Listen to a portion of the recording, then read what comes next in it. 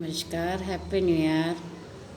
मैं लीला मैम, कक्षा 8 हिंदी तृतीय सत्र का पाठ 11 पद समझाऊंगी। कबीरदास जी द्वारा लिखित है। कबीरदास जी का जन्म सन 1398 में हुआ और उनका निधन सन 1518 में हुआ। कबीरदास जी के जीवन के बारे में अनेक जनश्रुतियाँ प्रचलित हैं। कहा जाता है कि उनका जन्म विधवा ब्राह्मणी के गर्भ से हुआ था, जिनके लोक लाज के भय से उन्हें त्याग दिया था। उनका पालन पोषण नीरू और नीमा नामक जुलाहा दंपति ने किया। कबीर ने विधिवत शिक्षा नहीं पाई थी, परंतु पर्यटन, सत्संग तथा जीवनानुभव से ज्ञान प्राप्त किया था। यद्यपि उन्होंने रामानंद को अपना गुरु बनाया था, किंतु कबीर के राम रामानंद के राम नहीं हैं। कबीर पंथियों के अनुसार बीजक कबीर का एकमात्र प्रामाणिक ग्रंथ है। साखी, सबद और रामायणी इसके 3 भाग हैं। कबीर की कुछ रचनाएं गुरु ग्रंथ साहब में भी संकलित है। कबीर ग्रंथावली में उनकी रचनाएं उपलब्ध है। राम और रहीम की एकता में विश्वास रखने वाले कबीर ने ईश्वर के नाम पर चलने वाले हर तरह के पाखंड, भेदभाव तथा कर्मकांड का खंडन किया।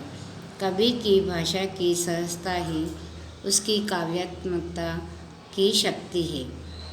पहले पद में कबीर ने मनुष्य के ईश्वर की तलाश में बाहर भटकने के बजाय उसे अपने भीतर खोजने को कहा है।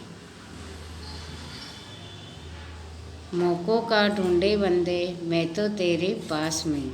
कबीरदास जी कहते हैं कि ईश्वर को ढूंढने के लिए कहीं बाहर नहीं जाना है, वो तो तुम्हारे पास में ही है। नामे देवल नामे मस्जिद ना काबे कैलाश में। ईश्वर को कहीं मंदिर में नहीं ढूंढना है, मस्जिद में नहीं ढूंढना है, नहीं काबे नहीं कैलाश में ढूंढना है।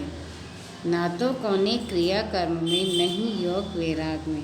नहीं कोई क्रिया कर्म में है, नहीं योग और वैराग में है, यानी किसी भी कोई भी काम करने में नहीं। खोजियो होय तो तुरते मिलियो, पल भर की तलाश में। अगर हम ईश्वर को सच्चे मन से खोजें तो हमें पल भर में मिल जाते। कहे कबीर सुनो भाई साधो, सब सांसों की सांस में।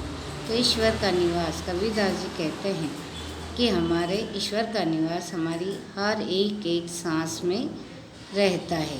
यानी ईश्वर का जो वास है वो कहीं नहीं मंदिर में ढूंढने से मिलता है, नहीं मस्जिद में ढूंढने से, नहीं काबे कैलाश में ढूंढने से, नहीं किसी क्रिया कर्म में, नहीं योग वैराग में, बल्कि अपने सच्चे मन से ढूंढो तो हमारे अंदर ही हमें ईश्वर की प्राप्ति होगी, क्योंकि ईश्वर का निवास हर एक श्वास में ही रहता है। Thank you.